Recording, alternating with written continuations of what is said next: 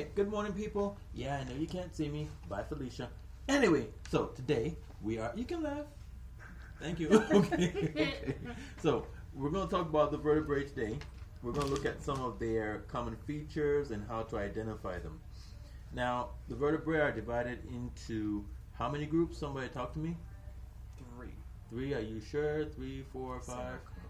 So you have the cervical, thoracic, the lumbar, you have your sacral and coccygeal. Oh, yeah. Alright. So, for the cervical, we have 7 cervical because we take breakfast at 7 in the morning. We have 12 thoracic, lunch at 12, and then we have 5 lumbar for dinner at 5.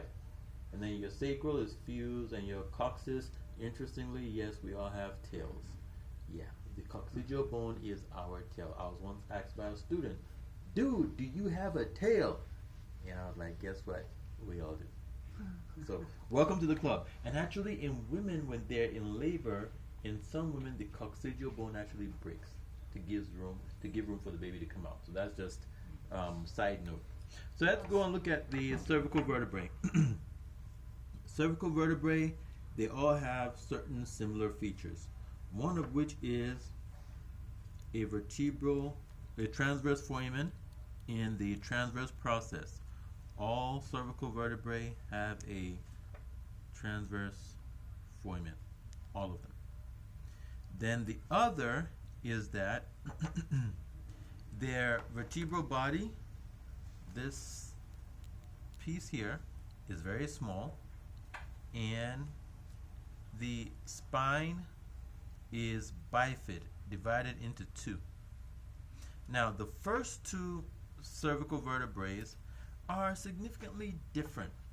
You have the atlas and the axis.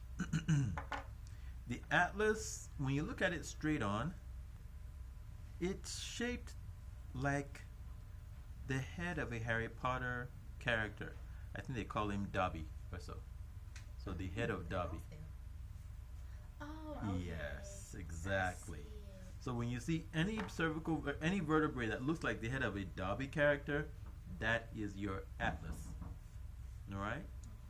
Now, the axis, on the other hand, it has something called the dens, and its spinous process, like all the others for cervical, is slightly bifid, but particularly the dens.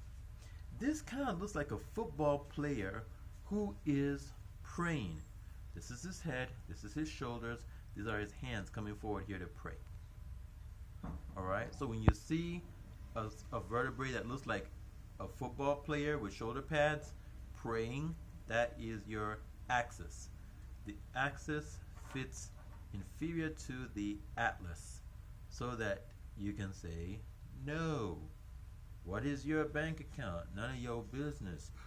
Can I have your car? No. Alright? And that's the purpose of the dens of the axis. Now, the other cervical vertebrae have all the characteristic features that I said.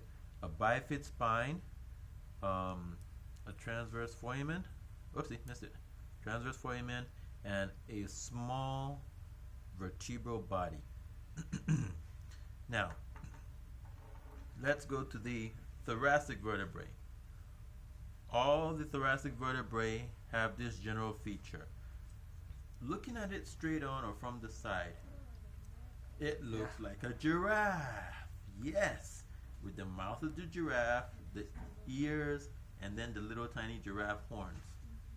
Now, giraffic for thoracic. Jurassic Park, Thoracic Park. Alright? So the spine is pointed downwards.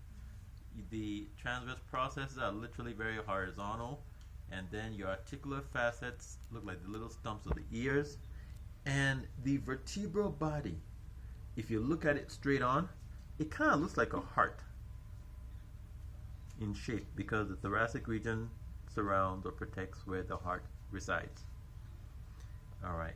And then the last one is the lumbar vertebrae, which when you look at it sideways, it looks like the head of a moose.